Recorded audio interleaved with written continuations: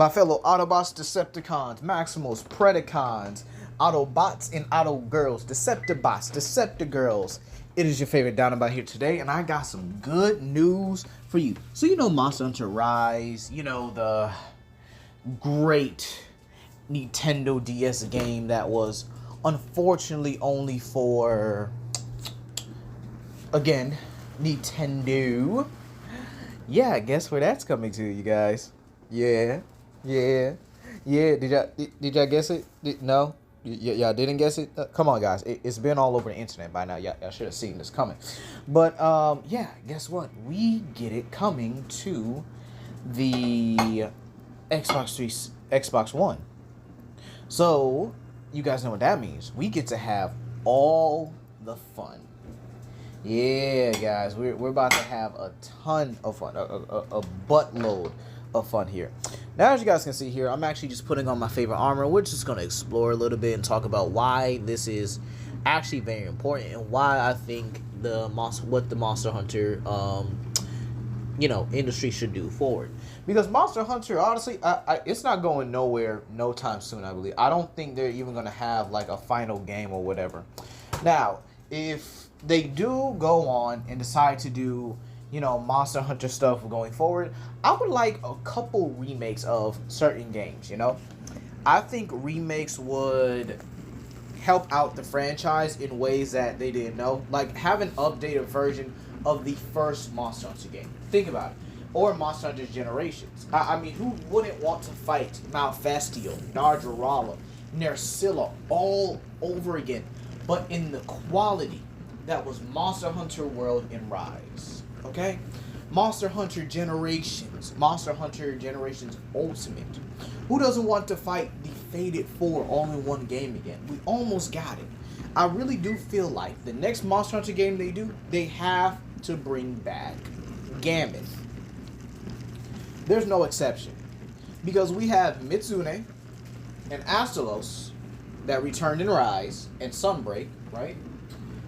Then we had Glavenus, who even got a subspecies. Like, really? There's no excuse. Gammoth for the next Monster Hunter game, please.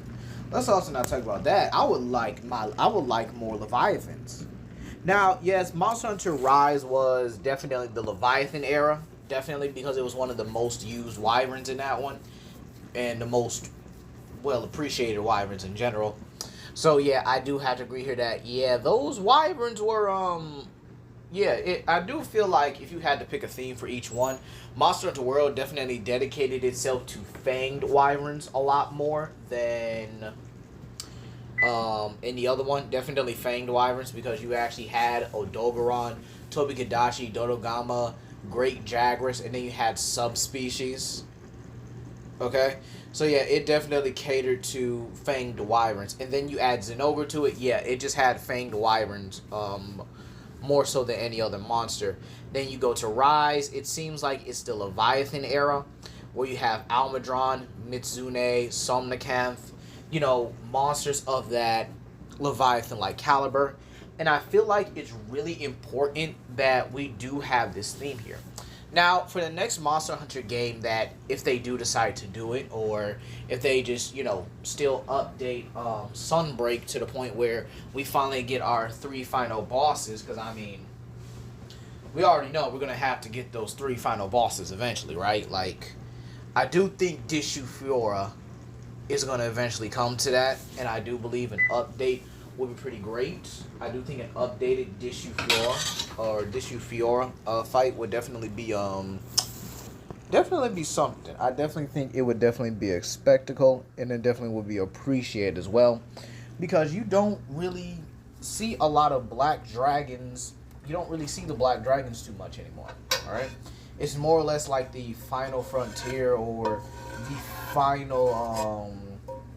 I guess you can honestly say the final way, honestly. So, it'd be nice to actually have Dishu Fiora, or maybe like, well, no, I guess you can't use Elytra because Elytra was used in Rise. Can't use Sapphire Jiva because, again, it's a red dragon, which isn't really close to the black dragon, which is, well, It's kind of close, but it isn't there.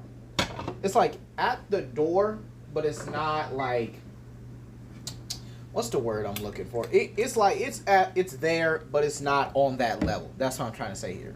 It's like how you depict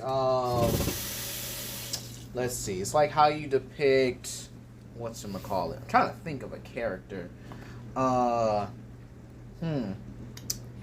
Wonder Man and Thor.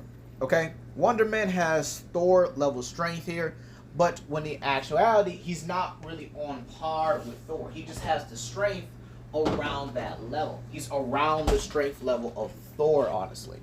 So yeah, it's kind of like that. So and then Guys Magorn and then the whole Sunbreak story in general was absolutely amazing. You had the fact that these guys were actually trying to actively trying to stop the literal Monster Hunter equivalent of the devil from coming back. And then you find out that Malzeno was actually being the Nergigante of that game. Being someone who's trying to keep a powerful Elder Dragon in check, or a boss level dragon in check. Because Guys Magorn was an actual problem. So, yeah, I actually think it would have been... Matter of fact, I think it would have been interesting to have Nergigante in the game.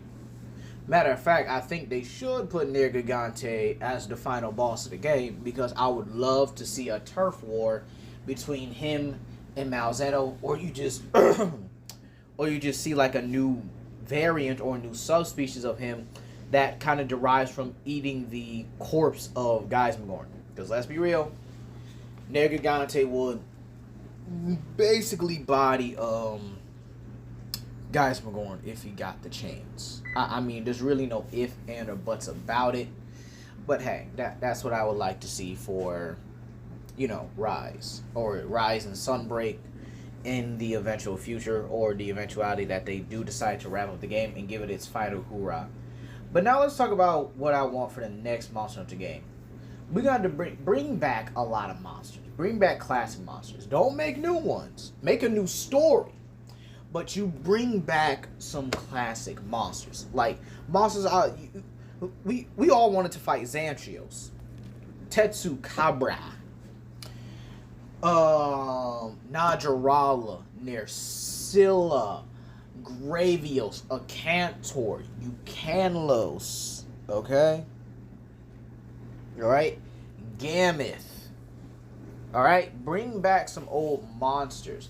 Abarogu. Okay? Abarogu would definitely be great as the new Devil Joe in a way. Like saying like, oh, Devil Joe can't exist here because of his, main competition, the Abarogu, which actually outcompetes it. Which is honestly kind of like my theory video, or it was kind of like a theory on like how Devil Joe kind of just, kind of gets outcompeted by a lot of monsters. It's actually pretty sad. I may have to make an ecology video on that pretty soon. But, yeah, I do think that bringing back old monsters, but bringing in a new story, is possibly the best way you could actually,